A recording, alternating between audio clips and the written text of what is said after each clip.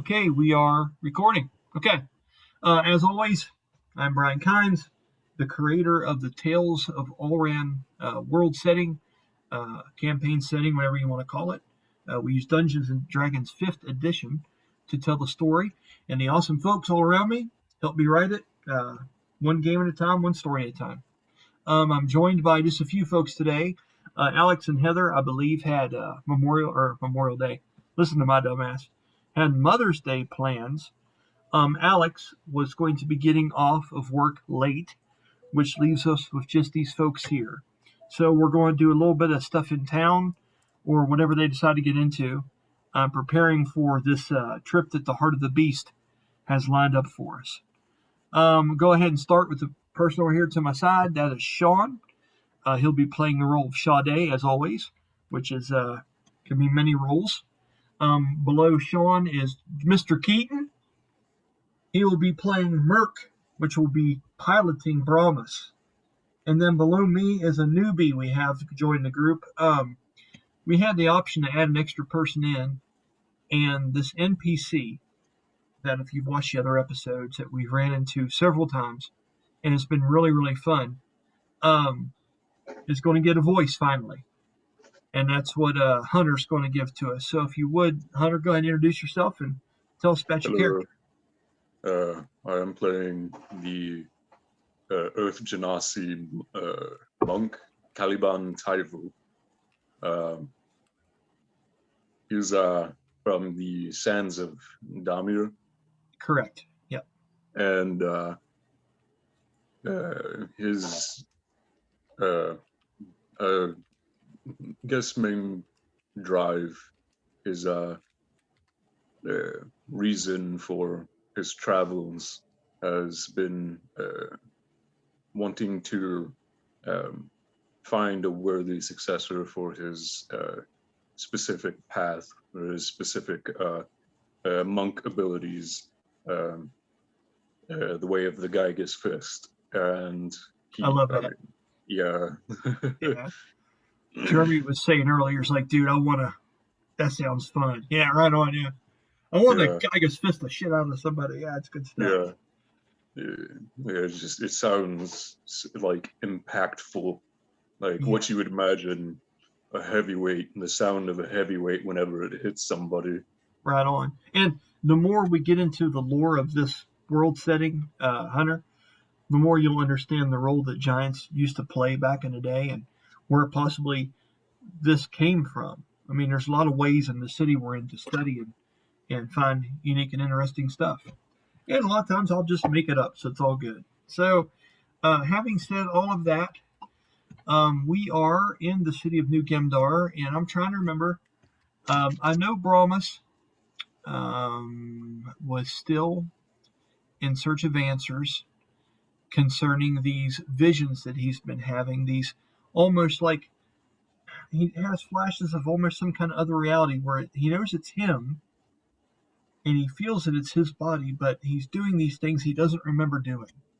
And he's also been getting some visions inside of Brahmas that hint to the same thing. Illusions are popping up, as if Brahmas itself has it's not categorized, but filed away these memories, but Merc doesn't remember them. And you happen to be stumbling upon them as they go. Sha-dae,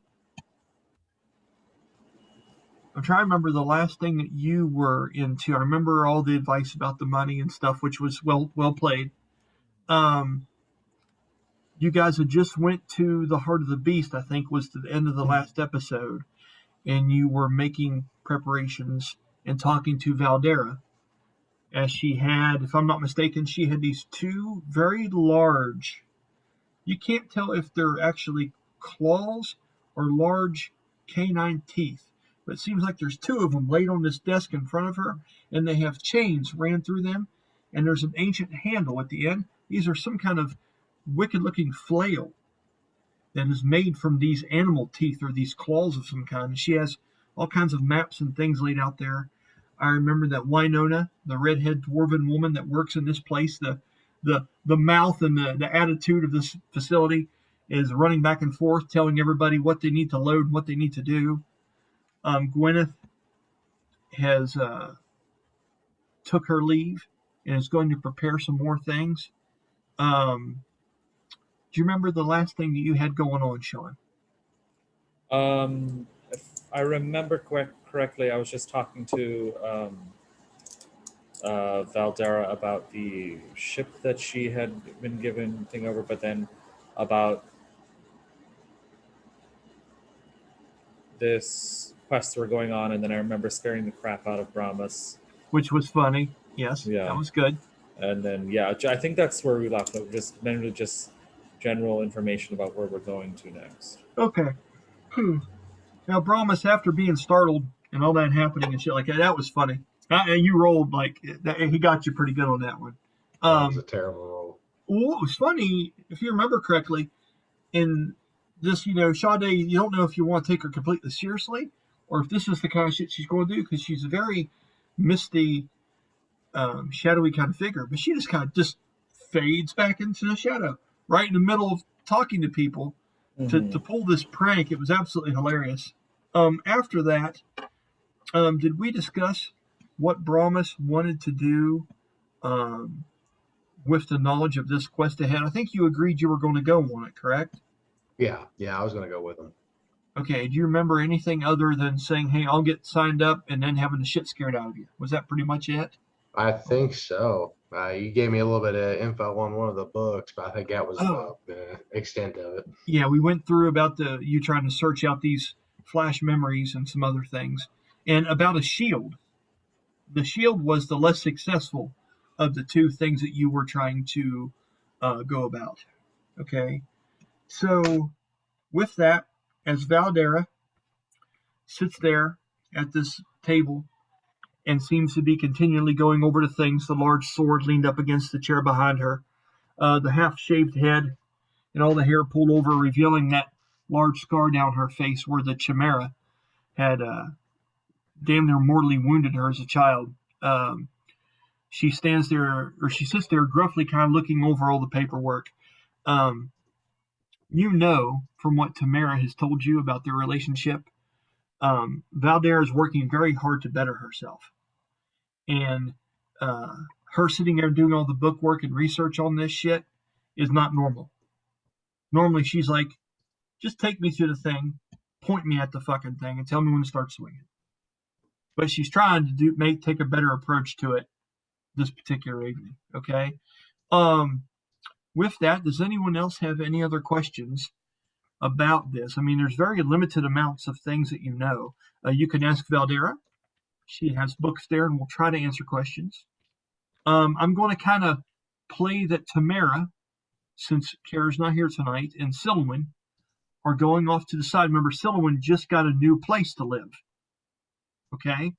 So I'm going to say that Sylowen has abruptly jumped into the middle of this and started looking at some of the different details and workings and things that decorate the inside of the heart of the beast. As I've told you, it's like a TGI Fridays for hunters.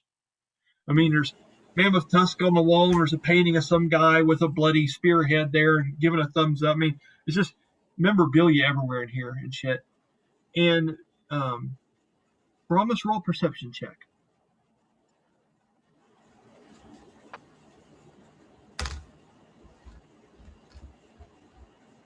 I'm gonna pause my screen really quick. Oh, do your thing, bud. You're fine. Yep. I'm still 19. here. 19? Mm-hmm. Okay. With that, as you are looking you kind of slowly walk around and you're looking down at some of the books and things that Valdera seems to be looking at, and you're seeing crazy kinds of shit that you're not used to seeing. Somewhere that Merc's never been. Okay? You're seeing huts, and you're seeing jungle-like creatures, and you're hearing all these words that have spellings of things that you can't quite pronounce right. Okay? You hear in the background Sylowen begging Tamara to help her get her place decorated and get her prepared before they go on their first official adventure together. And Tamara's like, kind of explains to her, it's like, I have a lot of duties to fulfill here. Um, I, I mean, we can certainly do that, but I don't know if now's the time. And Sylowen is literally pretty much like begging her, like a little kid would ask for candy. Sylowen's like, "Come on, you said yourself, and she's doubling her words down. She's telling her it's only going to take a little bit. We're not no drinking's involved, absolutely none. And plus, just what if the harem comes by?" And she's just kind of thinking about all these things, and she's throwing all this information out to Tamara, and Tamara just shrugs and she looks around and she sees Brahmas that you're locking uh, forged eyes at her. And she walks over to the table and she puts her hand on Valdera and goes down and whispers into her ear something. Valdera looks over and she goes, "Yeah, whatever you feel like you gotta fucking do, but we leave as soon as we get ready. It'll be no later than tomorrow morning before the sun even comes over the hills. So whatever you've got to do, whatever decorating it is that's so important, be back here." With that, Tamara gives her a punch on the shoulder and says, "It's not like you've never been late to anything in your life," and gives a little bit of hate back towards her, as these two typically do. With that, Tamara and Sylowen go off to what it seems like to do some shopping and put some things in this room before they leave. And possibly Tamara is going to take her own list as she stops as it goes out the door. And she turns around and grabs a paper off the desk there in front of Valdera and whips it up real quick at her. Valdera tries to stop and catch it before she takes it off the table, but her hands are just a little bit too slow. And Tamara looks at her and grins and goes, "I'll take care of this. You just do that." She walks out the door. Valdera's sitting there looking frustrated, turning a little bit red in the face from the prospect that she took some of Valdera's homework from her. You have Gwenyth that is still in the back room, where there are several different bodies and things of creatures that have been slain. You have Wynonna and the Butcher, which is the large half-orc failed barbarian gladiator that is with her. You can ask them questions. You have Valdera, of course, and you have the entire city at your disposal. Brahmas, what would you like to do? I think he would like to go speak with is it Gwenyth, you said? Yep, Gwenyth is And the Butcher. the female centaur that runs this place, yes. And I think Brahmas would go and speak with them and ask them if they happen to know anything of what they're about to go up against. Okay. Sean, what is Sha-dae looking to do at this point? You noticed, just tell me what you're focusing on, bud. Well, Sha-dae, having met or seen the Butcher, would like to go look for the baker and the candlestick maker, and then Absolutely. would like to Absolutely. and then would like to probably take some time to examine this new crossbow that she has, this new hand crossbow, and then figure out all its little quirks and whatnot. Okay. Would you like to do that outside, inside here, or would you like to go to somewhere where you think you can shoot the damn thing? I kind of want to go look for someplace to shoot the thing.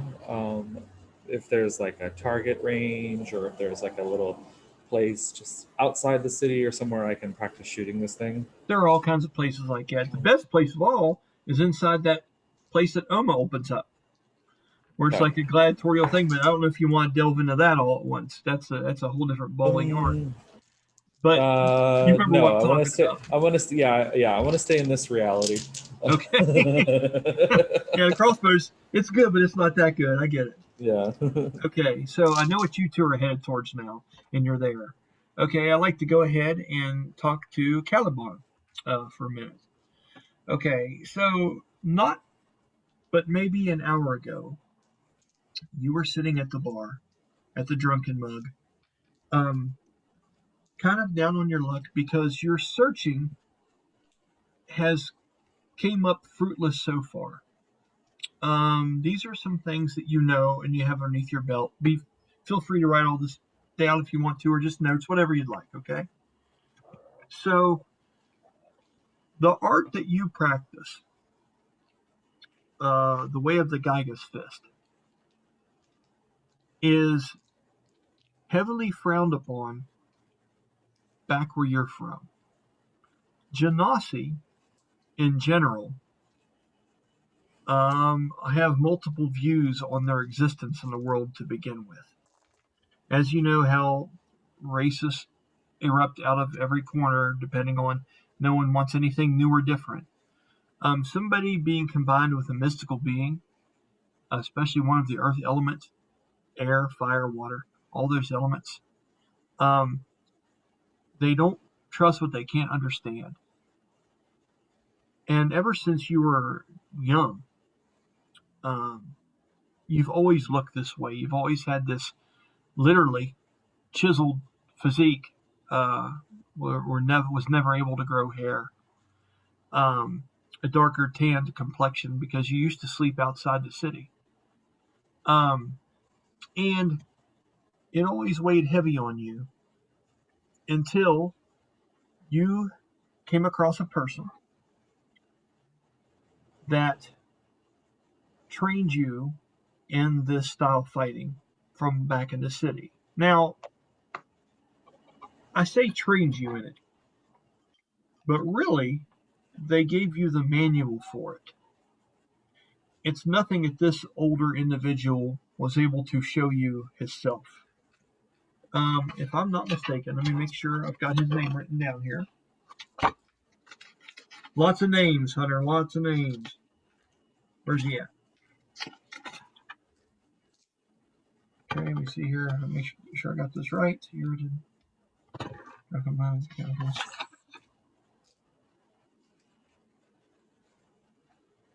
Here we go. Okay.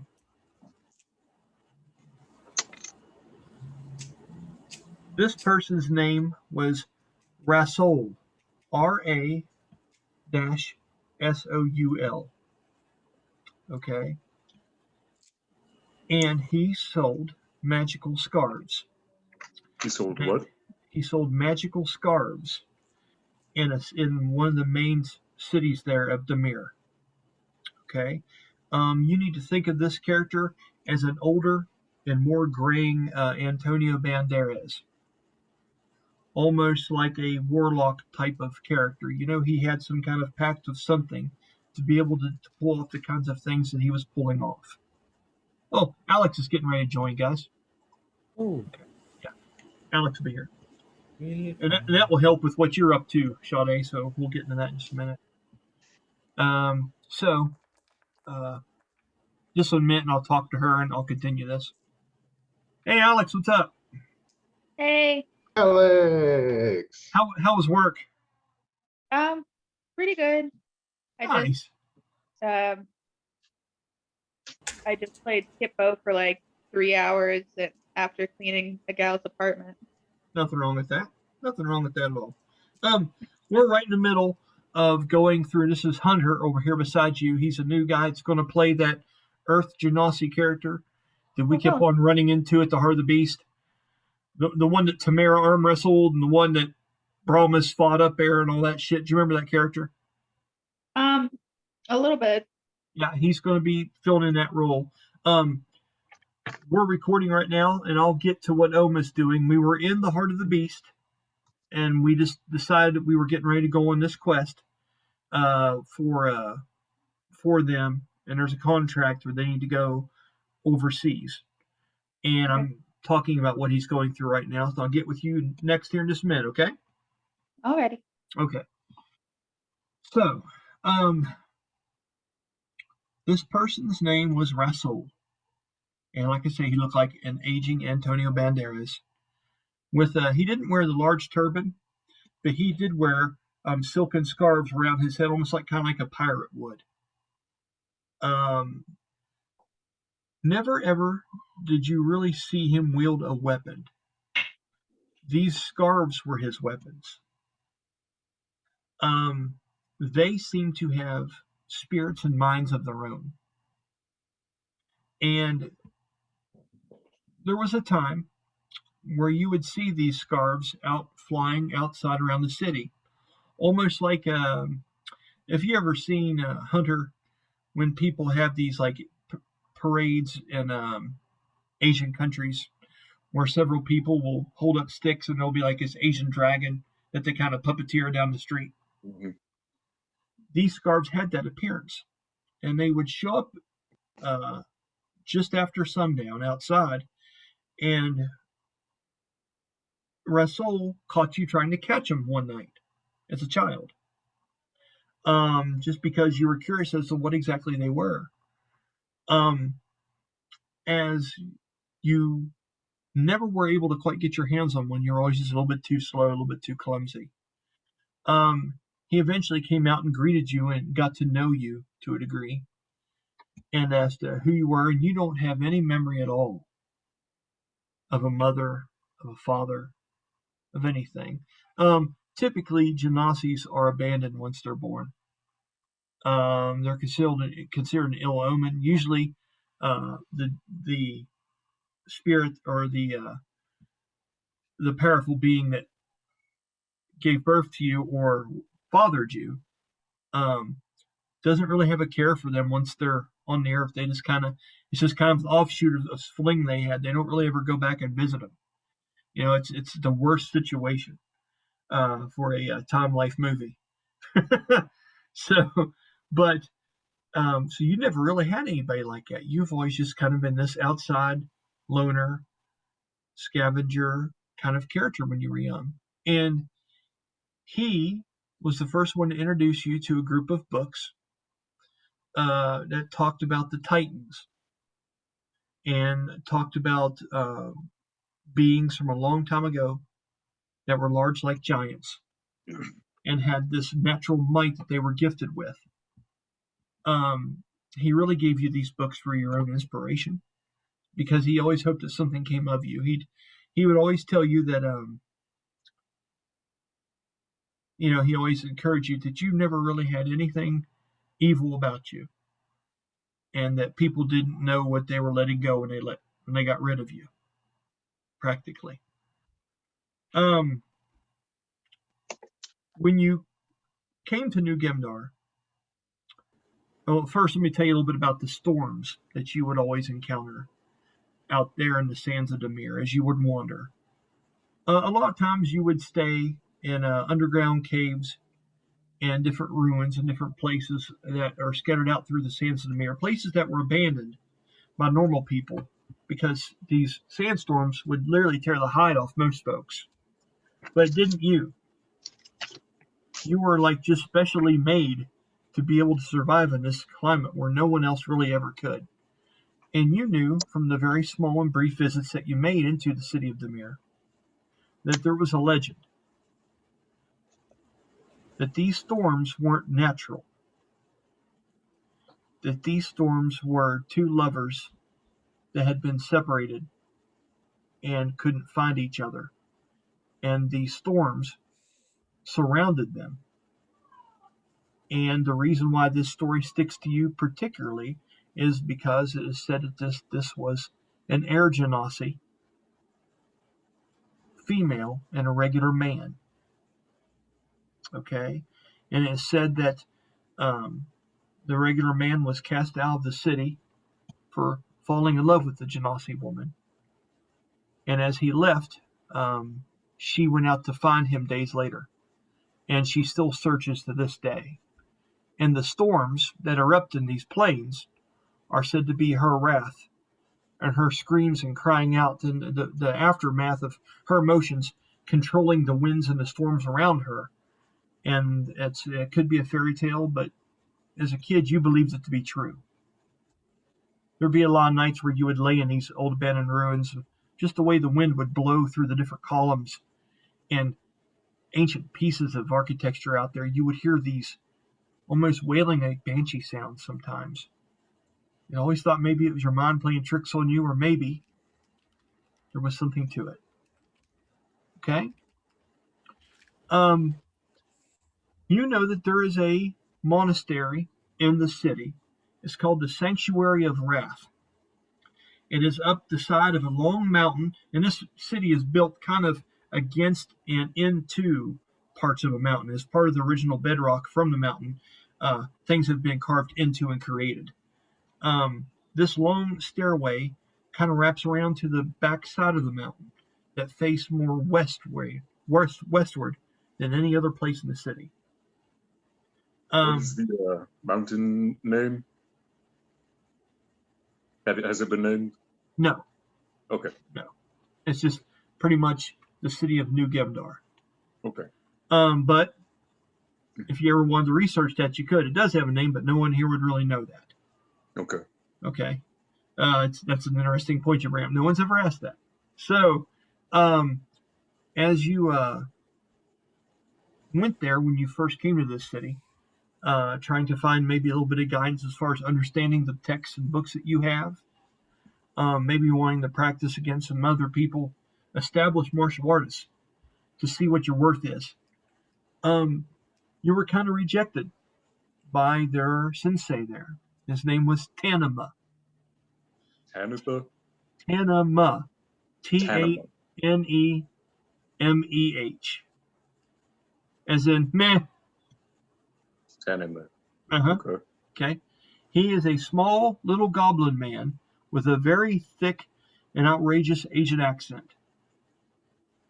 He sounds like Lo Pan from Big Trouble in Little China. Haha, Mr. Barton, hello. That's how he sounds. It's extraordinarily crazy, but that's how he sounds. He turned you away. He didn't want to teach another person how to bruise a person. He said if he ever wanted to teach you anything, it'd be how to heal yourself. You didn't like it. Okay? So now you just are always looking for opportunities to either find out something about these books, find out something about giants, their past, maybe even Genasi. And you've competed in a couple different things. There's a large gladiatorial arena in this place. I believe it's called the Falcon's Nest, if I'm not mistaken. Okay? And it is, you have went there and had some success. You've had some failures. As we know about your character, you're not as healthy as you'd like to be. And sometimes your endurance and things kind of gets in your way. And the way I like to imagine your character with the stats that you have, Hunter, is that you don't want to have to admit that you've got this little bit of a weakness about you, and it puts a chip on your shoulder to a degree.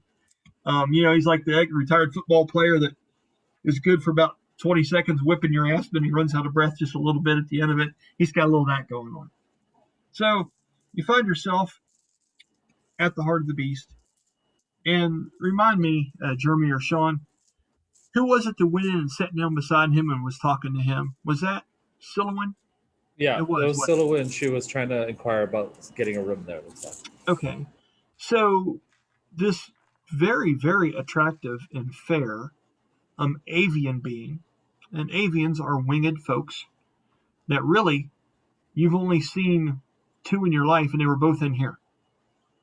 Yeah, you would have thought they were a fairy tale until you actually met her. But she's very flamboyant. She has words that seem unexperienced on the surface, but when Sylowen speaks, she can very quickly turn a playful conversation into something poignant. She has a switch, okay? And every time that you've met her before, she's been a handful. Not just to the other folks that she's been around, but to observers, you name it. She dresses in armor that makes her appear to be playing a wyvern in cosplay. She kind of has the fins on the side of the helmet. The armor plating that she has looks to be resilient to frontal attacks.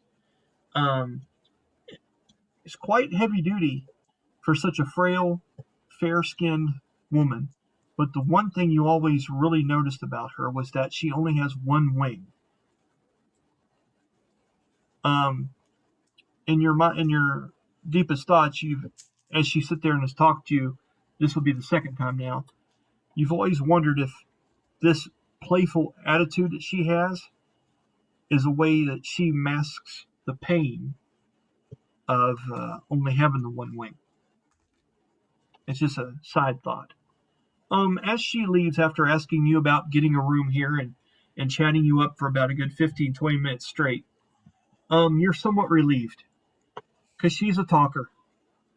As beautiful as she is, you also, I forgot to mention, saw her perform on a harp up on stage. And for the piece of shit harp that they gave her, Hunter, she knocked it out of the park. I mean, her roles and her performance, and she told us what she sung the song about and all this shit, and she is now going to work there part-time at the bar to help get a lower rental fee. Okay?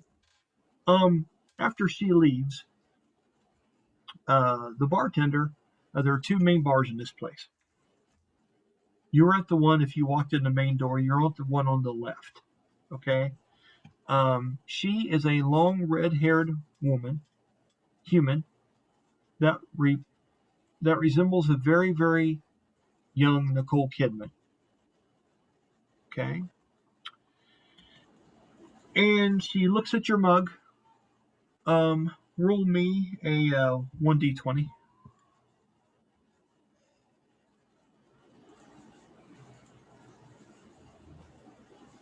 No, you're muted, buddy. Go ahead. Just realized 8. Oh, that's okay. Sorry. We have that. 8. We haven't had those problems in a while. 8. It is only got about 2 fingers depth in the bottom of the mug still. You've been drinking some of the cheapest stuff they have here, which is leftover beer from the Dwarven Wake. It's really, really good, but it's nothing they typically carry, and they're trying to sell through it just to get through it. And you are you're buzzed right now. You've had about 5 or 6 of these, and you've just started off your day this way. She looks into the drink, and she looks at you with kind of a playful frown. And she goes, there are other things to do in the city besides sit here and stare at yourself in that mug. I could fill it back up for you if you'd like a better view, but maybe you should start living your life a little bit. But the view is so nice here. She looks at you. She goes, and I take it you're talking about the reflection in the mug. In general. In general, of course. As she What would you turns around, suggest? What would you find to be of interest here in the city? She smiles and kind of does kind of a side chuckle out of the side of her mouth as she's washing off another mug. And she looks at you and she puts her fingers to that one like she's wanting you to finish that one up so she can take it and clean it as well. As you do, she takes it from you and starts wiping it out and things like that. And she looks out the windows and she looks past the open door because it's unseasonably warm. It is late December time this year, but today was a 50-degree day. A lot of snow is melting off the rooftops. There are large spouts of water running off the roofs and landing on the stone streets right now. She says, the one that just left here, Sylowen. I don't know if you got her name earlier or not. I'm pretty sure you didn't ask. As she smiles and tries to catch you off guard. She says she seems to have herself in all kinds of adventures and things around here lately. I can't say it's the best thing for her, but I will say if you're, and she looks you up and down, the adventuring type, that might be a place to start. Very well. I stand up and I head out after Sylowen. Correct. Okay. I head out after Sylowen. Okay. As you do, you enter the streets, and because the sun is out today, it takes you that long moment to adjust your eyesight. It's bright out here. There are still some snow piles laying in different spots. You know how that is. And you go out into something like that, and you're like, fuck, man, especially after having like 6 or 8 of these dwarven ales. I'm going to grab some of the snow, compact it, and Nicely done. As you're doing that, there is a very attractive, what would seem like a Hispanic woman cleaning the windows to your right. Because as you turn around, got the snow, you're facing the building. You would actually roll a history check for me. what would my history be? History is it wisdom, guys? History. Yeah. Or is that intelligence? Which one is it, boys? Intelligence? Okay. It's intelligence. Okay. That would be a 7. Okay. You're not quite sure what her name is, but you know she's the other bartender of this place. She dresses like a swashbuckler with long black hair and olive-colored skin, extraordinarily flirtatious, and always has a short sword at her side, even when she's just doing basic chores like this. And as you're doing that and rubbing that on your face, she keeps on rubbing them in. She goes, let me know if that shit works. I could sell that by the truckload or the wagon load, whatever you want to say with lore. It's not for my sobriety. It's to open the veins. It's how you start the day. She's sarcastically nodding like you're full of shit. Like, yeah, opening the veins. And she walks over to you and she sticks her chest out and holds her arms up like this. Good to get pumped up and get them veins going first thing in the morning, huh? Jesus Christ. And she smacks you on the shoulder and she goes, ooh, stronger than I thought. Interesting. Yeah. And as she does, she runs her finger along the edge of your shoulder very flirtatiously. And I want you to roll a charisma check. That is going to be a 6. It catches you completely off guard, and whatever clever comeback you had falls short. As she does this and gives you a long look as she goes into the bar, walking in a very swaying side-to-side flirtatious like style. You've seen her do this a lot when she was in the bar. She could take a rough group of people and just turn the pants right off them in moments. Nothing really phases her, and you've just been her latest victim. Okay, as you can still feel the touch of her hand on your shoulder as you're now staring in there with snow water dripping down from your face. What are you doing? Then I try to find Sylowen, the one that the red-haired bartender was mentioning. Okay, we can do that. So as you stop for a minute, she's going to laugh when she sees it, if she does. You kind of look around, and I know that you have a very good perception score, and you have bonuses to that. So let's play to that. Okay. You hear, above all other voices, off in the distance, this piercing voice that sounds like a woman asking another person about a guy. Like girls chatting it up over if a guy is cute or not. And you hear them just talking it up. It's like, but what do you think do you think he's into me, or is it just me and just being in a new city and all these kind of big things? Am I overthinking this, or I know what I should do. What if I do this? And you can hear her voice off in the distance. And as you look that way, you can see her spear tip up, and you can just get a glance at the red wings on the helmet off in the distance, probably like 100 yards away, headed deeper into the first level of the city. And that would be Sylowen. I will dash action and try to get as close as I can before I lose sight of her. Okay, just roll me a dexterity check for the hell of it, just basic dex check. 14 plus 3, 17. 17. Jeremy, roll me a DC of a 1d20 and a 1d4.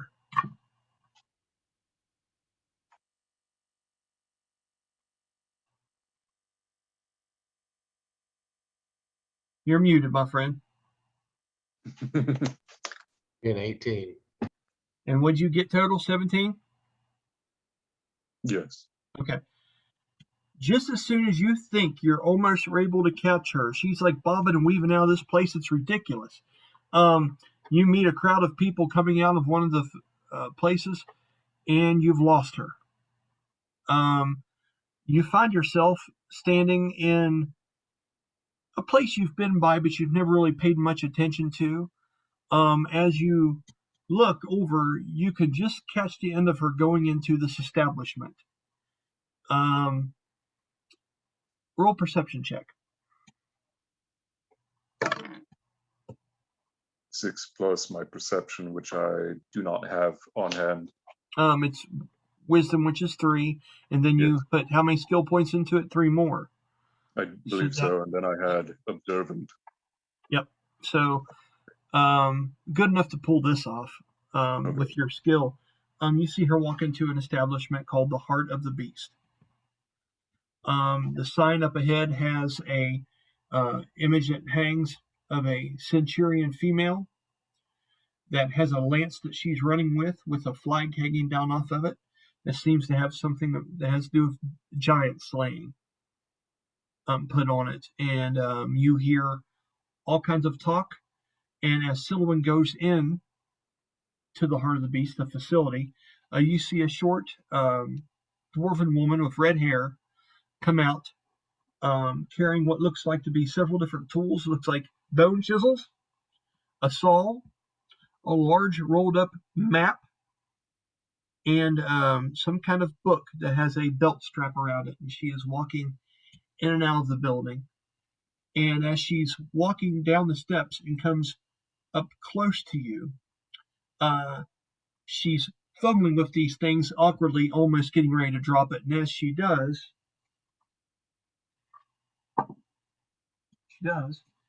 she drops almost everything except for the book, like 5 foot in front of you.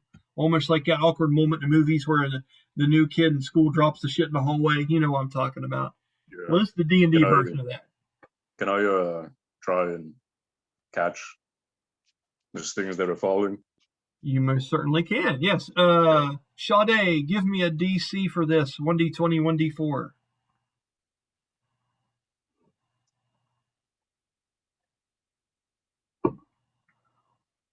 That's a 12.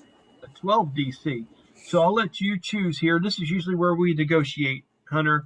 You could say this could be acrobatics. This could be athletics. This could be straight dexterity. You tell me, what do you think you need to roll for this? Acrobatics. You like it? Okay, go for it. Let's see what you got. 7. I don't have my modifiers or anything on here. Just a 7? On dexterity, I think you have a +3 and a bad 10. Yes. DC was a 12. As you reach down, you realize that it's still kind of bright out here, and you do have a little bit of a buzz. And as you reach down to grab these things, all of a sudden that swimminess hits your head, and your hand touches a couple things, but they fumble over the place. And this Winona, or this dwarven woman, looks to be in like her early 40s. Oh, goodness, I can't believe it's all hit the ground again. Oh, sorry about that. I didn't see you there. It's surprising as big a fella as you are. That's all good, though. Excuse me, just a minute. I got some things. And she reaches over, and she's grabbing books, and she's putting shit back underneath her arms. She looks at you, she goes, have I seen you? Have you been out here before sometime? Have I seen you before? I've been in the pits. I usually frequent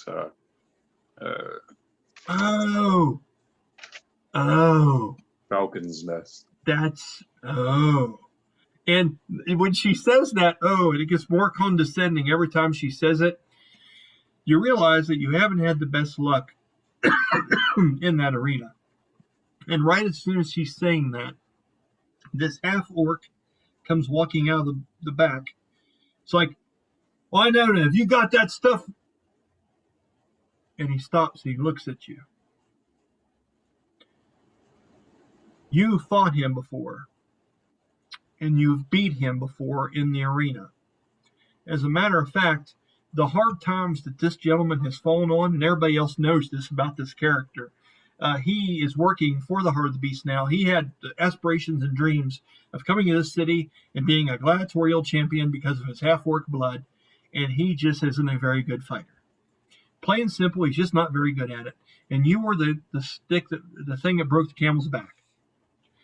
And as he locks eyes with you, you could see that resentment and anger in his eyes up there.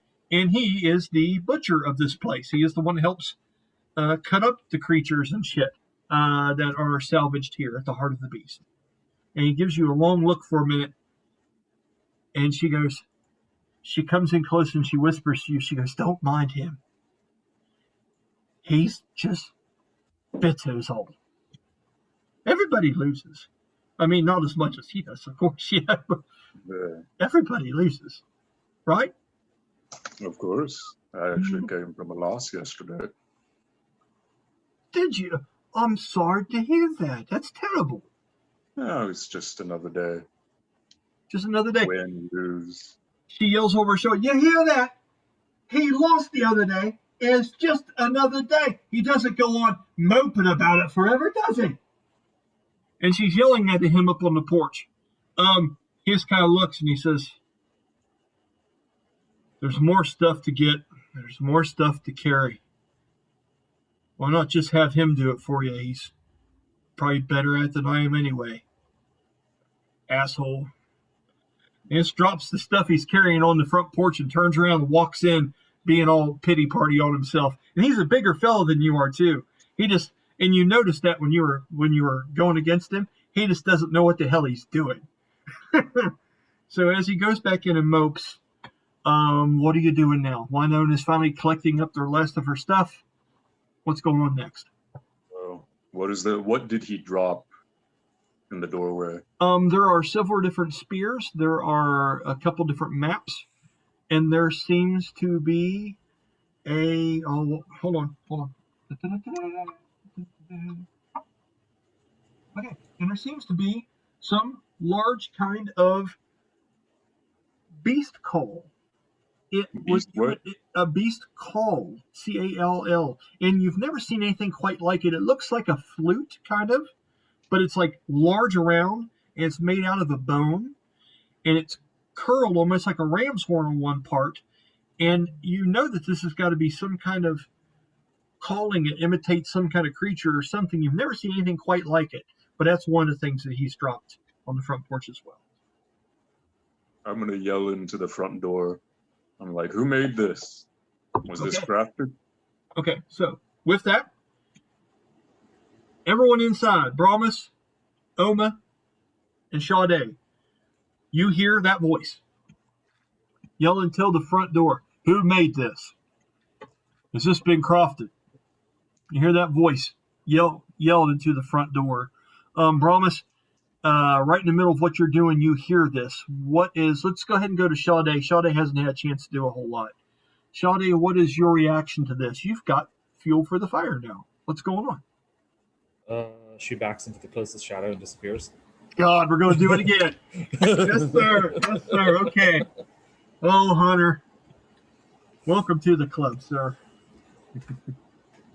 All right. So, as Brahmas, you're getting ready to do some things.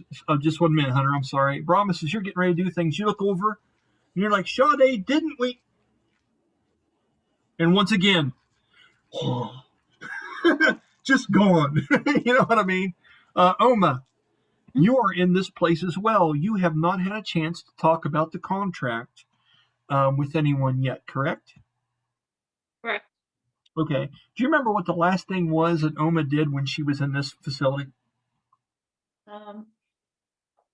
It's okay, because I think we can kind of roughly guess, but if you have a memory of it, it helps me out. I was humming along to Sha-dae's creepy tune. I forgot about that. Did you ever take that down, or is that still going on, Sha-dae? Oh, she's restarted it.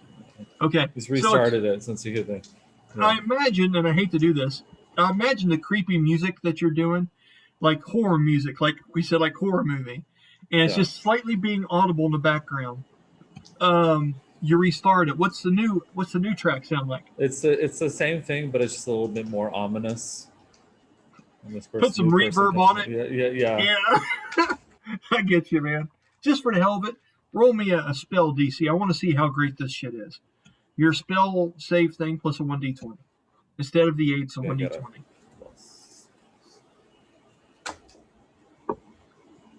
That is a 16. 16's pretty good. Pretty good. It's pretty spooky shit. Okay. So, you guys remember those Halloween tapes you used to have where they played in the haunted houses back in the day? There you go. Some good shit. For a little bit of like that dark kind of beat like in Silence of the Lambs when the guy's like dancing in the mirror and looking at himself and that weird music is playing in the background. Some shit like that. Okay. I knew Alex would know what I'm talking about when I talk about, yeah, there we go. Right on. So, with that,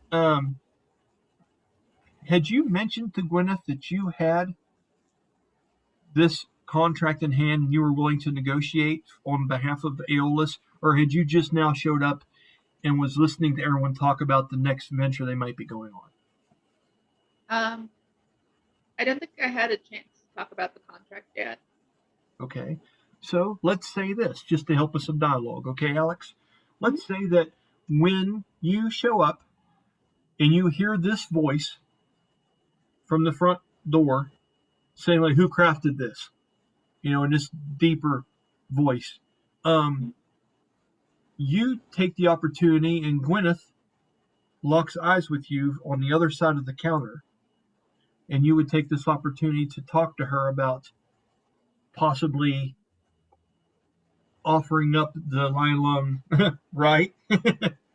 So, I'm trying to remember the exact details, so I'm not just throwing you here blind, okay? So, I don't think that Aeolus had told you that they hadn't commissioned a ship to go on this quest yet. He had just heard that they were looking. And he had given you this paperwork as almost like a document, like, okay, here's what we're willing to offer you. Is that how you understood it? Yeah. Okay.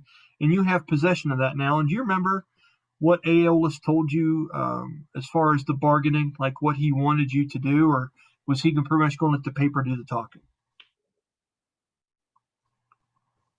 I remember there was a conversation, but I don't remember the exact details of it. Contract to argue the highest price. Something by 2 o'clock, and something to do with 250 gold. 250 gold. Okay. All right. That works. Thank you. That's enough. Hey, it's D&D. We'll make it up. You know, it's all good. But I knew there was something. So with that, you take your cue and you would find your way over to the counter to talk to Gwenyth. Okay. Mm-hmm. Now, for everyone that hasn't played before, primarily Hunter, Gwenyth is this elegant looking but warrior-like woman-looking centaur. But her centaur form, she is one of those, the breed of horse that is gray and white, almost like spider-webbed colors, with a large, long, off-white tail. And she has long, thick, almost steel-colored gray hair with a white stripe in it. She looks like Robin Wright, which is the one that played Jenny in Forrest Gump. And most recently, she played the woman that trained Wonder Woman in the Wonder Woman movies.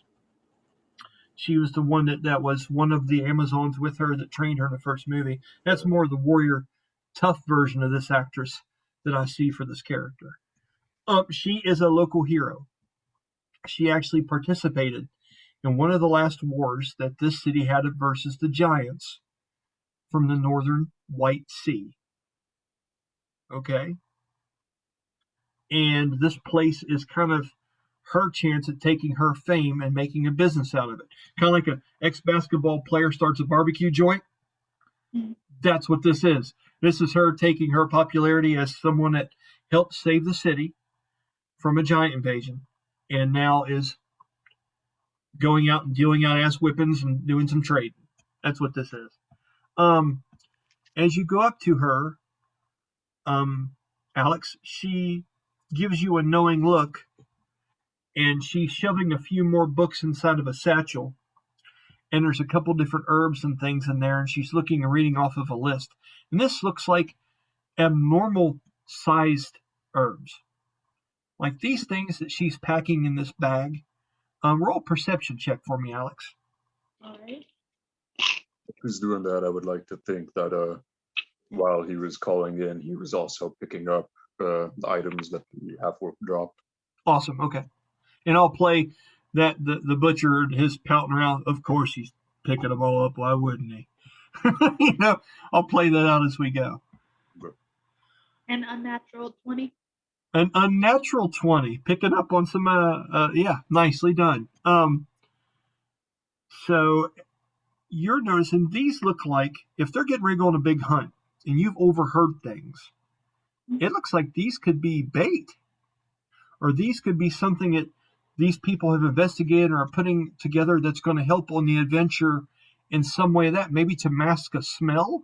You smell heavy, like what is the green one that goes in salsa? Cilantro.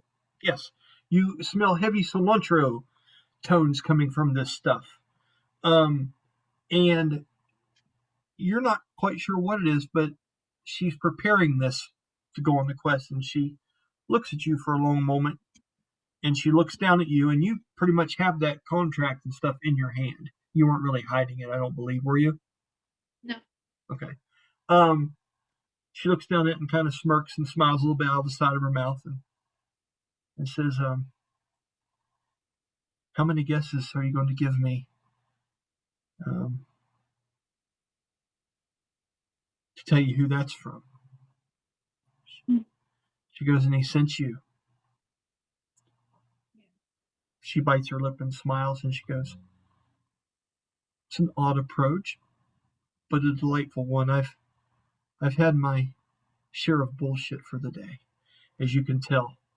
And she kind of has a girl's moment with you where she's kind of looking around all this chaos in here. What are you saying in return?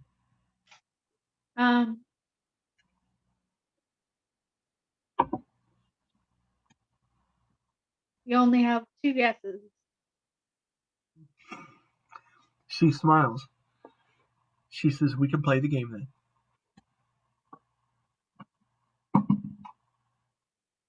With a natural 20, she says Aeolus very quickly and almost sarcastically, and then laughs and looks at you. She goes, so what do I win? Possibly a contract. Possibly a contract. Well played. Well played, young one. She says so. Let's go ahead and have a look at it. Go ahead and put it up here on the counter. Okay. So you do that? Yeah. Okay. As you do, this one, roll another perception. No, you know what? Yeah, roll another perception check for me, please. Okay.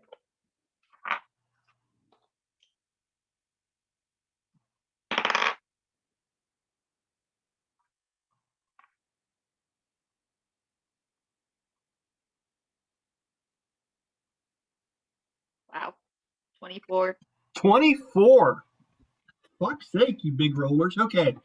So this one is particularly well done. It's like he wanted to put on all the bells and whistles for this to let her know that he cares about her. Aeolus cares about the heart of the beast. You know what I mean? This thing is written up very eloquently, and you can see different words and talking about Madame Gwenyth of the fine establishment of this. We offer to you and extend our robust and far-traveled services through places unknown beyond the reefs and things like this. I mean, it's laying it on so thick you need boots to walk through the bullshit that's on this thing. It's impressive. As she does that, Bless you. with a lesser roll, she is very intrigued by this. Okay? As she goes to say something to you, as the word hangs on her lip, this happens. Sean. Yes. You see a new person, this Earth Genasi from the bar the other night, with a handful of stuff that he has just picked up in the front doorway, this would be the perfect opportunity to scare someone and have them just drop everything. Right. What would you like to do? Sha-dae would like to wait till this gentleman walks into the room a little bit, and then very like stealthily creep up behind him and say, "What are you holding there?" Okay. So, for me, roll a stealth check, please, Sha-dae, with advantage.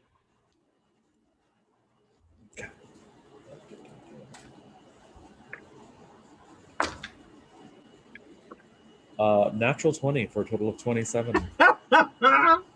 Oh, the rolls, Hunter, the rolls. Okay. So, Brahmas, I want you to do an insight check.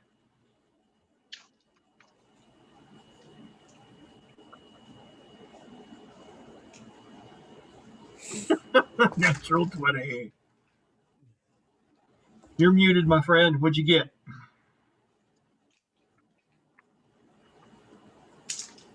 Did you say me or Hunter? You. You roll me an insight check. What? You said Hunter. No, buddy. And I may have on accident. I don't think I did, though. It's all good. You said perception? No, insight. Insight. One of these days, I'll get me a bigger desk I can actually play on. Well, you know, we can all hope. It's all good. Baby steps, buddy.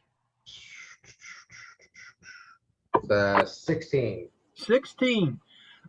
You were made a fool of the last time by this. I don't want to say you're made a fool of, but Sha-dae got your ass.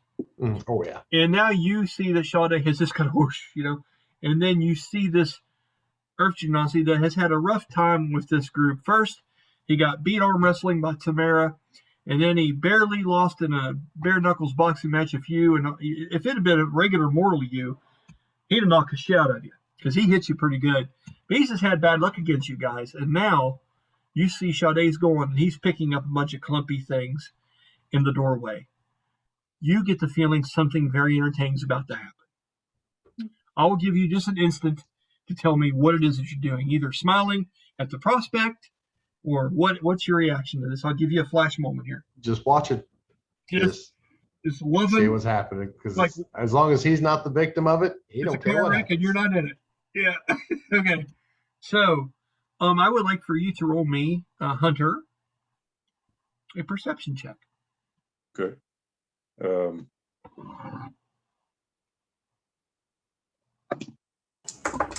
18 plus a bunch of stuff. So you have 3 for wisdom. You have 4 more because you're proficient in wisdom. And then you spent 3 skill points on it before. So that's 3, 3, and 4. Yeah. That's 10. So that's 18 plus 28. 10 is 28. What did you roll, Sha-dae? I got a natural 20 with a plus plus everything, 7. Plus 27. Yeah. Okay. So, as this happens, and you get ready to turn in, and it's interesting because I don't know if you overheard us making his character earlier, but how hard he is to surprise and things. I got to say, honestly, very few times, even being on the ships that you're used to, Sha-dae, have you seen someone with the natural alertness of this large earth elemental infused looking monk-like person, as when you go up behind to just have your fun, you know what I mean, and do this, you hear something or feel a presence behind you almost as if it's a sixth sense, Hunter. What do you do? I'll give you just an instant to react.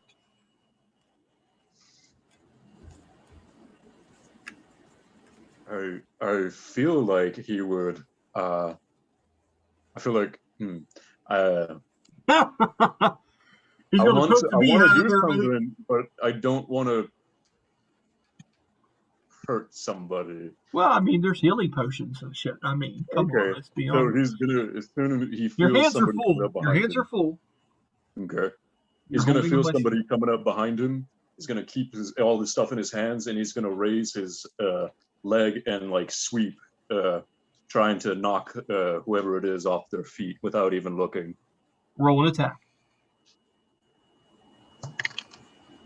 10 plus a bunch of stuff. This is like when Ashton Kutcher's pranks goes wrong and he's fucking with a wrestler and the wrestler's like, get over here, and shit gets weird. This is exactly what's going on. This is pranks gone bad. So what was your roll? I rolled a 10 plus a bunch of stuff. Okay, 10 plus 11. 11. Okay, I remember so it was 11 earlier, so 21. Okay. Sha-dae, what is your armor class primary? 25. Swing and a miss. Okay, describe to me what this looks like, Sha-dae, as this person turns around and tries to do a sweep kick, and you didn't even know that they thought you were on the planet. Do you jump up? Do you just raise a foot and say something? What do you do in reaction to this? Because you're able to dodge it. What do you do? Right. I say, I see that he's gonna do a sweep kick. She kind of sees it coming, backflips, lands 3-point stance, stands up, straightens himself out, and then takes out a notebook and drops down the reaction, closes it, puts it back in his bag. Okay, but other than that, no words, no reaction. Just did the thing. Nope. Just acting like it's all nothing. Yeah. As you do that, I would like to go around the room. Oma, that just happened. Gwenyth looks up from you and her mouth kind of drops in mid-conversation. As she's getting ready to hold that word and tell you whether she's going to take this contract or not, Sha-dae does 2 or 3 backflips, quietly, mind you, in the room, just all of a sudden it's Star Search is right in the middle of the fucking heart of the beast and shit, and folds down, acts like nothing happened and stuff. And you see this large Earth Genasi lowering his leg, holding what looks like this large, God, it's perverted, bone flute, if you will, and some other things in his arms. You see Brahmas's character over there, and the metal head is just kind of shaking as if it's holding back laughing. What is Oma's reaction to this chaos? Does the music stop? Oh, Sean, yeah. does the music stop? Music The stops. music has stopped. Hear the needle just reek across the record. Yeah. I go, oh.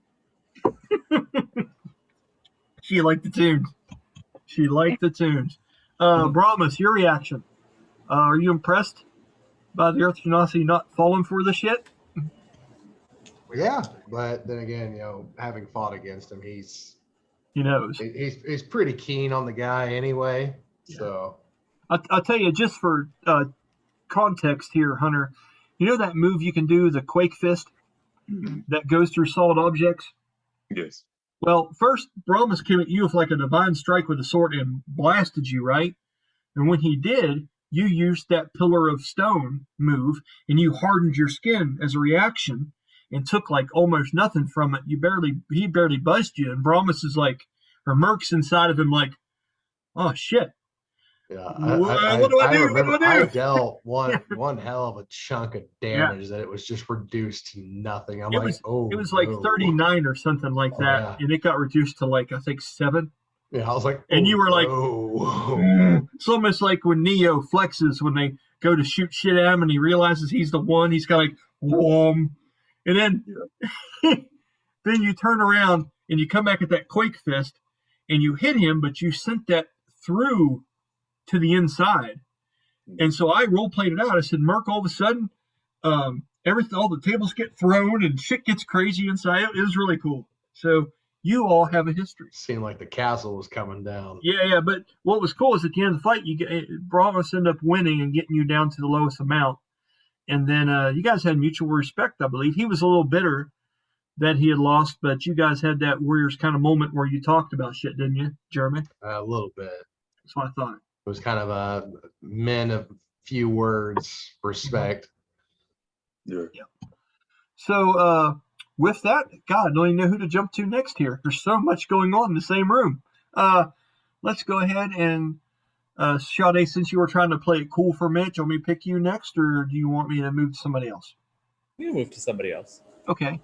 Alex, after the chaos is done and Gwenyth clears her throat, after you're oh, I kind of like that tune, she says, tell him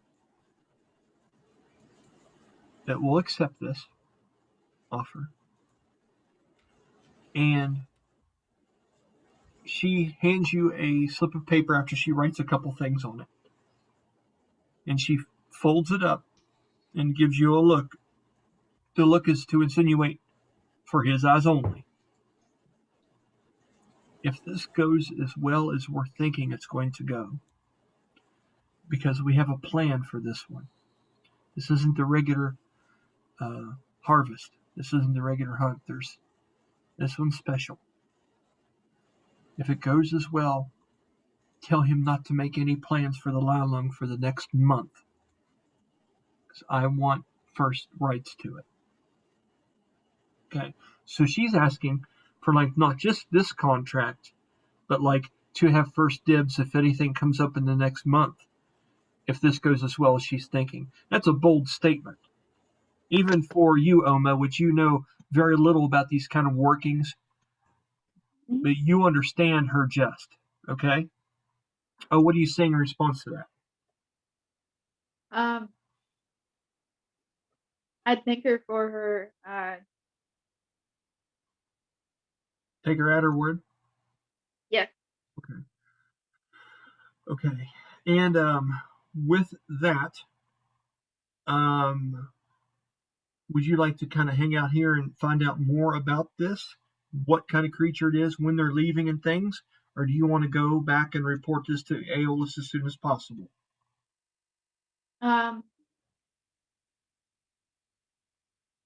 Or if there's a third option, you tell me. It's D&D. You got the keys. You know how it is. Okay. Let's see. You want me to let you think about it for a minute and go to someone else? No, I think I'd like to just go back to Aeolus. Okay. All right. With that, as you get ready to leave, doing business, do you say your goodbyes in a particular fashion, or are you just going time to turn around and go? I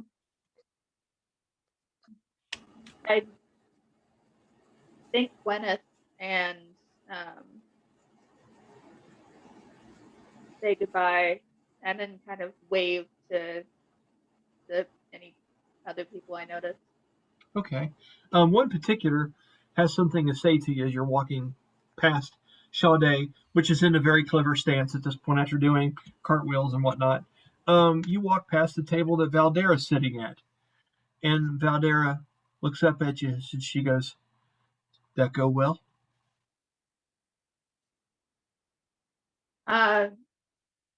Better than hoped for. Speaking of better than we'd hoped for, and she looks uncomfortable asking for your help. You know how she is. She's a tough girl. You know, she doesn't like the playing at things, and you've kind of helped keep an eye on her before, and she's confided some things in you from one woman to another.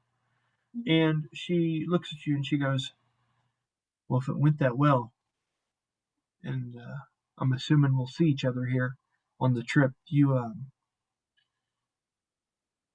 plan on going on the hunt with us?" She's kind of nodding her head yes and kind of grinning. And she goes, I know that Iggy's kind of held up doing some things, so we could sure use somebody. Is this the same thing that I negotiated the contract for? No, this is just wanting to know because you work on the ship. So if you're giving them transport, you will be on the ship working your part, being on Aeolus's crew. But she's asking you if you want to step off the ship and actually be part of the hunt with them. Okay. The beast slaying, the whole shit and all of it. Gosh. As you say, gosh, she looks at you. She goes, "You have time to think about it. I'll be able to tell you more once we're on the ship. We don't know what kind of competitors we have around. We're trying to keep as quiet as we can. I'll tell you on the ship more about it. You can decide then." Okay. She goes, "Thanks, Oma." Okay.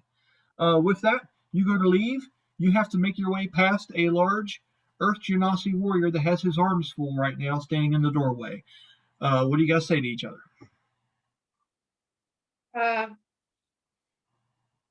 Need a hand? I mean, if you have a spare, and I'll hand the horn or the flute and a couple of the spears. Okay. So, curiously enough, Oma is a Native American looking woman. So she looks almost, yeah, well, you understand, but she's very tribal still in her nature. She's dressed in a large blue and white fur overcoat that looks like it's something that was made by a tribe. She has long, braided black hair, dark tan features, and has owl's feathers that hang out of her hair over her right ear. Okay, she's a small woman, very beautiful, very big eyes, and a very humble kind of look. She looks almost as if she would be shy on the surface. And you just being a large person like you are, you don't realize that when you go to hand her this shit, you just went to try to hand her way too much stuff for a little person, just out of nature. So as you do this and you go to hand her this stuff, it'd be like handing a 5-year-old a trumpet. So, Oma, what is your reaction to this? Is this person has taken your offer and it's like, well, sure, you could help. And here comes the landslide. What are you doing? Whoa, goodness. And fall over backwards. Roll me a strength check, Oma. Sha-dae would like to help Alex, Oma. Okay, you have an advantage on your strength check because of Sha-dae's help. Okay. Love D&D. Love. Oh, by the way, Hunter, Alex is famous for rolling high every time. Guaranteed. 13. Jeremy, roll me a DC for this, a 1d20 and a 1d4. How heavy is this shit? I hope it's high. Just 21. 21. So, with that, the bone flute goes to land on the floor. Some of the things start to fall. This stuff is bumbling. Oma, you are caught in a very awkward situation. Sha-dae's trying to help hold it up. Sha-dae, what are you saying at this point? I turn to the Earth Genasi and be like, don't be a dick. Help us pick it up.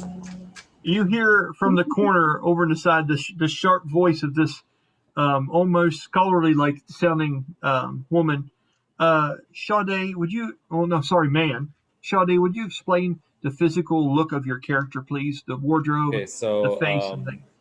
Sha-dae is currently wearing like dark clothing, but it's almost like completely covered in dark clothing. Of Arms what are the style? wigs. It's kind of tight. It's more looks kind of like leather, but it's kind of not like leather. It's kind of like this tape that's in between. Got short black hair, kind of like cropped on the side, and kind of looks like Joseph Sikora from, if you've seen the show Power or the Ozarks. Kind of looks like that. Kind of tannish skin, black eyes, kind of just steps in. Okay. With that, you hear a voice mutter from a doorway over to the side where the butcher has went into. Goes, not that much better. He just walks on in after he sees the ruckus and everything that's just been happen. What are you doing, Hunter? Well, can I describe Caliban? Absolutely. Okay. Well, he's wearing a very almost brownish green, nearly burlap pant. He's got almost like hand wraps covering up to about his elbow. He's completely bald. He has on the top of his head, he has a compass tattooed, and the cardinal direction north is pointing behind him. The south is stops like where his hairline would be if he had hair, and he has almost goldish brown, olivish colored eyes. His skin tone is very sunburnt, as if he's spent more time outside in the sun than he has, in shade. He's not wearing a matching top. He has it's not leather armor, but it's cured leather, thin leather for basically where he tools in designs that he finds interesting of places that he travels to. And if he had a nationality, what would his nationality be if you had to describe it? Almost Pacific Islander. Okay. So Daehon kind of would resemble him to a degree. Okay. I'm not familiar with him. No, I'm just telling the other players. Oh, okay. Yeah. So, nice. Anything else? He has there at the moment. It looks like green tattoos from his wrists that come. Well, I guess they wouldn't be able to see. Never mind. Right. You got them wrapped up. Could be why. Yeah. So. Okay. All right. Cool. And he's already holding these items, and he's going to just look at the butcher, and he just looks at the items, and he just sets them on the nearest flat surface. There's a spot on the table there beside Valdera, which is the woman that's kind of going over the stuff, the large sword behind her, and she kind of looks up at you. She goes, "Well, thanks for that. And you are?" Passing through. I am looking for one of the shopkeepers at the Drunken Mug has pointed me towards Sylowen. Okay. What do you want with her?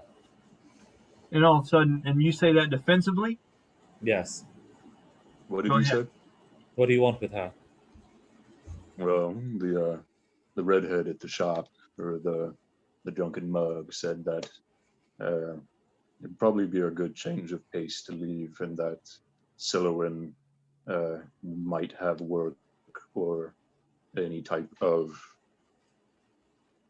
travel, really. Okay, what do you make of that, Sha-dae? I'm going to do an insight check. Absolutely.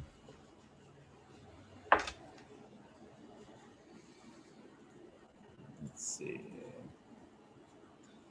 That is a 13. Okay. You can roll a deception check if you'd like to, Hunter, or if you want to, go ahead and roll it. Not a 13, it's a 14, sorry. So. Okay. And if you get higher than that, you can choose whether... what else would it be? Persuasion. You could do that. He's not trying to lie or be deceptive about it. Well, the way I like to do it is like this. If you roll higher than him,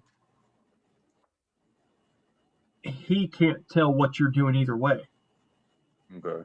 And then I will say you're able to mold this the way you want to. Is that correct, Sean? Wait, hold up real quick. I just remembered something. I have to get it real quick. All right, go ahead, buddy. You're good. It's one of, yeah, you can roll. It's one of my class features. So 5 plus. Oh. Not much. No. Go ahead for your class feature, but Sean, he's being fairly transparent, and you can ask him if he's being truthful or not. And okay, so yeah, I was just looking at my ear for deceit. So. Oh, what's that do, bud? I'm just curious. So anytime I roll lower than a 7, I treat the roll as an 8. Hell yeah! The lowest I can roll on an insight check is a 14. So that the lowest I can roll is a 14. That's pretty cool, man. It's good stuff. So go ahead and ask him whenever you need to, Sean. Well, if you have any business with Sylowen, you have business with me. Well, us, rather. At that moment in the background, you can hear her loud voice kind of start peaking up, and her and Tamara are back there talking, like I said earlier, as they were getting ready to leave. You know what I mean? And they're back there talking about doing their decorating and shit like we spoke about. So, whatever. Okay. So, go ahead. What do you say in to that, Hunter? What did he say again? If you So, have business, any business with Sylowen, you you- have business with us. Okay. He's just gonna scratch the top of his head. Okay. Well, what business do I need to be looking out for? I mean, I've been very transparent. I told you I'm looking for travels, adventure, journeys. Time to leave. It's been time to leave Gimdor for a while, New Gimdor for a while. Okay. I've just been waiting for the right opportunity. With that, Jeremy, you might want to pipe up here just simply because you're the one experienced what this guy could do firsthand. So this might help kind of smooth things over if you would like to, or not to. It's up to you. I'm just giving you the option. You can jump in if you'd like.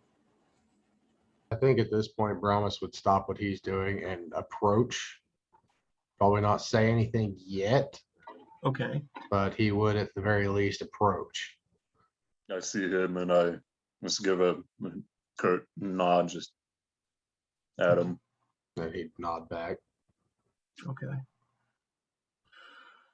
Okay. So let's go ahead and stop here for just a moment and think about what's going on here. Okay. So when we first got to this place, mind you, just trying to get the whole group together. So let's do rewrites and edits if we need to. I think I have a little accident in this, but we'll work it out. Okay. So when we first started this, Sylowen and Tamara were leaving to go redecorate the house, correct? Okay. Yes. That happened at the very beginning of the campaign, right? Mhm. Yeah. Or this session. And then I went to him and I had him start off his character right as soon as someone left the bar. Now, because he gave chase, he followed her into the bar. So this creates a little bit of a rewrite here. You guys understand what I'm saying? So we've got to say during these conversations and during this time that Sylowen and Tamara were doing that discussion where Sylowen kept asking about her helping redecorate, but they haven't left yet. That's going to make sense of this, and that way we're all together. Is everybody okay with that? Yeah. Okay. Rewrites, D&D. You got it. Okay. So sorry to go further back in our history. Would Sha-dae have seen the fight between him and Brahmas, or was Sha-dae busy with Miasha at the bar during that? I'm pretty sure Sha-dae was with Miasha. And I don't even think they were in the bar at that moment. right, yeah, you were outside the bar doing things. But okay. But you do know that this character was there, and I'm going to say just for the hell of it, I'm going to roll for Tamara and stuff because there was a lot that had to do with him. Brahmas got in a fight with him. Tamara arm wrestled him. With that roll, which is an 18 natural, I'm going to say that just in the normal talk that we don't role play, Tamara has mentioned this person, this figure before. You're familiar with knowing that he was there that night and they did compete against him. That would be the extent of that. So, I had to bring something up. It is 9:37. Usually we round up at 9:30. So is there any one thing we want to go ahead and come to a close on here before we end tonight's session? Sha-dae would like to formally issue a challenge to Caliban in Okay. fisticuffs. And what form of challenge? It's a fight. To prove to her if he's actually willing to come with us. So I want you to use your acting chops here, and you're almost this is almost like a Shark Tank, Hunter. You're coming into this group of people that know each other pretty well. You're coming in here and wanting to maybe be a part of something like that. Sha-dae, act out your character. What are you saying to him as you're saying this? So, from what I heard, you lost in a fight against Brahmas and you couldn't even arm wrestle Tamara. Beat me in a fight and I'll consider you possibly worthy to join us. Sha-dae, I don't know about that.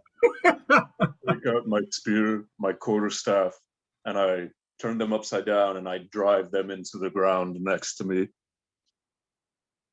Spooky. Okay. And then Now you realize you're inside the shop, so you're sticking it through the floor. Oh, okay. No, I'll Hey, just. whoa. I'll put yeah, Nice. I thought we were outside.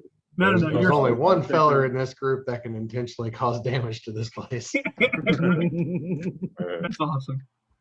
But, Okay. he'll take his weapons and he'll drop them to his sides, Mhm. and then he'll stand up. Nice. Not in here. You're going to get Not it. in here. You're Not gonna in here. Not in here, blockhead. Outside. Okay, as you say that, Valdera sits back and pushes her chair back and shuts the books. She goes, I've been sick of reading these fucking books anyway. Let's do this. She's getting up because she wants to watch. So she leaves her sword there and she's getting up, and you hear Gwenyth go, Valdera? She goes, no, this will be good. This will be good. And she just smiles, and we'll end it there. And then at the start of the next one, we'll have our little confrontation to see how shit goes. That sound Okay. good? Yep. Okay. So with the ending there, I want to thank everybody again for showing up on a Sunday. I know Monday's a hard day to get started, but it's all good and it's worth it. This was a fun one. It's a shorter one, too. We helped Hunter go ahead and make his character and went through some rules and things like that at the beginning. But now he's up and rolling. So I'm interested to see how this goes. I can tell from Jeremy's grin that he is too. So it'll all be good. Oma's here as a cleric, so at least we got that. For whoever loses, this will be okay. So with that, like you say, once again, Brian, thanks for checking us out, and we'll see you again next Sunday. Take care, everybody.